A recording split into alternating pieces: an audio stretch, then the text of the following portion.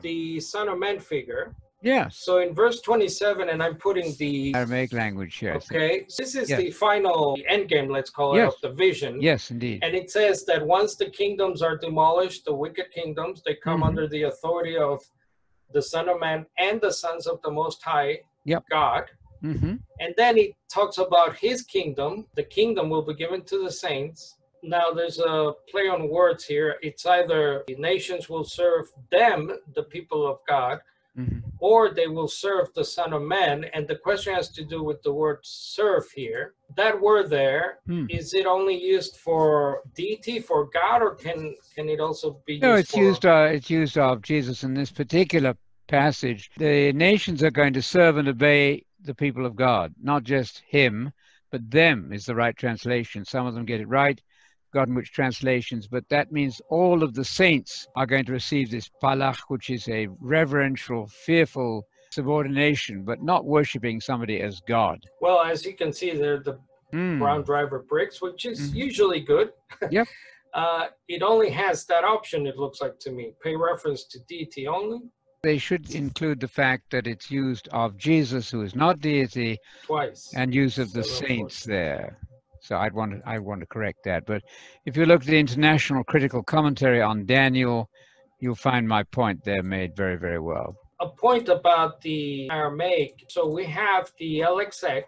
Yes, the Greek version. Daniel. This might get a bit technical, but I think it's important to the question. A very good question, by the way, because it's claimed that, well, here the Son of Man is being served or worshipped as deity, because that palak word is only for deity. Well, actually, it's not only for deity. No. It's also used for the nations. Yes. Serving the nations in Genesis 15:14, Exodus 14:12, and even individuals serve other individuals in Genesis 14:4. But the one I really want to show the viewers while we're here is Deuteronomy 28:48, Anthony. Now you can help us with the Greek here because this is very interesting. So in one of the LXX versions, in one of the versions of the Greek translation, so there are about 3 or 4, the Aquila, the Theodotion, Symmachus, thank you. And it's interesting that the Aquila version, so you can check online here. In Aquila's version of Daniel 7, Anthony, as you know, the word palak, the Aramaic, is translated as latrevo, which in the New Testament, it's used to serve God alone. Yes, not for Jesus, never for Jesus. Never for human beings. No. Now, latrevo, it's used for both God and man in the Old Testament. Yes. And here's the verse. Now, let's look at the context. Because you did not serve Yahweh your God. So now God is punishing Israel. Therefore, you shall serve your enemies. Now, I'm glad I have you here because can you read that in the Greek? Ke latrevis is the same word. Latrevsis, exactly the same word as you've got in 47, which you have latrevsas, that's the same latrevo word.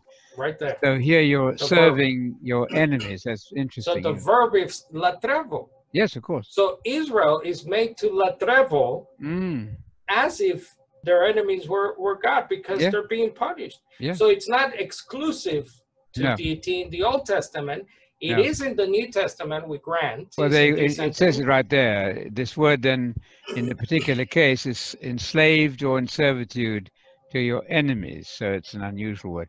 It probably has changed its meaning when you get to the New Testament. So as you rightly said, latrevo is never used of Jesus in the Greek New Testament.